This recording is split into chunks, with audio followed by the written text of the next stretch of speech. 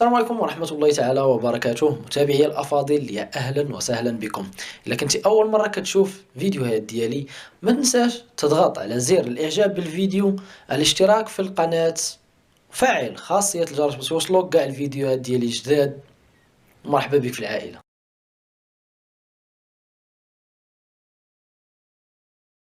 في هاد اليومين الأخيرة هادي ما كاينش شي واحد ما طلعش ليه واحد المرض اللي ولا في مواقع التواصل الاجتماعي بصفة عامة، وخاصة هذا.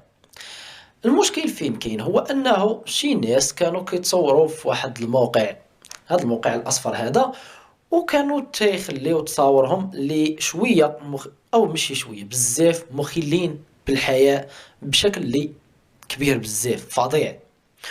ومؤخرا تسربوا لي هذوك لي فيديو ديالهم والتصاور، ولاو كيتبارطاجاو على نطاق واسع، ولا اي واحد مغربي عنده كونيكسيون تليفون تيقلب على هذاك الموقع اللي فيه هادوك لي فيشي ديال هاد الناس كاملين، وكيبارطاجي مع عادي بحال ما كاين حتى شي حاجه.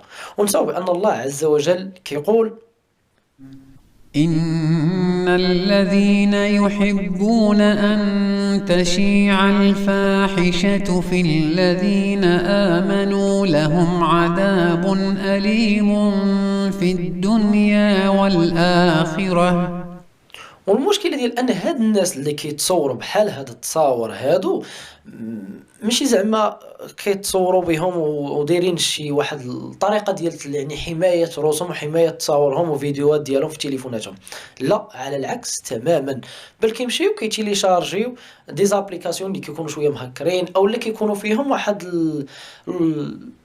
دي زوبسيون اللي ما كاينينش في التطبيقات اللي كنهبطوهم حنا من مثلا بلاي ستور او اب ستور او بحال هاد المواقع هذه اللي كتكون معروفه ومأمنه، وانما كينزلوهم من جوجل مباشره. مثلا كاين واتساب اللي يقدر يخليك انك تشوف الميساجات ديال الناس والناس ما كيعرفوكش بانك قريتي الميساجات ديالهم، تشوف الحالات ديالهم الستاتيو اللي تيديروا في واتساب وما يعرفوكش بانك شفتيها. هادشي كامل تيخاطروا بتصاورهم وبواحد الحويجات اللي بريفي ديالهم هما، غير باش يستافدوا من هاد الميزات هذا. مع العلم انه من بعد شفت ميساجك وما جاوبتكش، شنو غيوقع كاع؟ انا ماشي في ديك الحاله ديال انني نهز تليفون ونبدا نجاوب في الناس، عادي انني ما نجاوبش في هذيك اللحظه. ولكن الناس لا، ولات كتخاطر بهاد الحويجات اللي انتيم ديالها غير باش يشوف ميساج انك انت صيفطتي ليه، وهو ما يبانش انه قرا لك الميساج ديالك. وحنا كنشوفوا مؤخرا في هاد اليومين هادي انهم بداو كيدفعوا الثمن ديال هادشي، لان بحال هادوك التطبيقات كيكونوا بعض الخطرات كيكونوا كيخترقوا التليفون ديالك وكيكونوا مديورين على قبل التجسس، ومن بعد غادي نطيحوا في واحد المشكل ديال الابتزاز بهذوك الصور او بغيرهم، او انهم غادي يتحطوا في مواقع بحال هادو غيبقاو يدخل اي واحد يتفرج فيهم.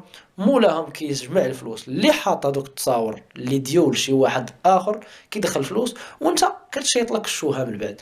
وللاشاره ان هاد جوجل درايف هذا اللي لقاو فيه الناس اللي فيه شي ديال التصاور ديال وحدين اخرين او لا واحد لي فيديو او شله ديال المسائل اللي كتكون خاصه بناس اخرين، ما لقاوش فيه غير التصاور ديال البنات، لقاو فيه حتى تصور ديال الاولاد.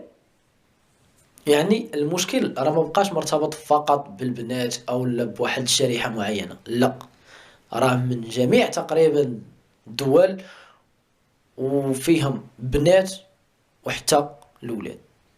وفي الاخر ديال هذا الفيديو هذا غنبغي نقول لك واحد الكلمة، وهي نصيحة ليا وليك ولأي واحد تقدر تعرفوا نصحوا بهذه النصيحة هذه، ألا وهي: خلي تليفونك يكون مقبرة بحال هاد المسائل هذه.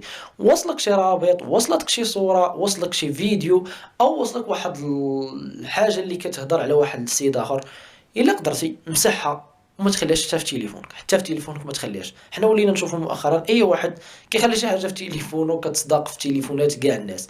من الاحسن اي حاجه وصلتك في تليفونك كتهضر على اعراض الناس، حاول انك تسوبريميها وهنيها من الناس، باش حتى لا سولك عليها شي واحد تقول له ودي ما عنديش، او لا كانت عندي ومسحتها، هكا ما غاديش يبقى عنده باش يجبد منك هذاك الفيديو او هذاك الرابط او لا شي حاجه اخرى.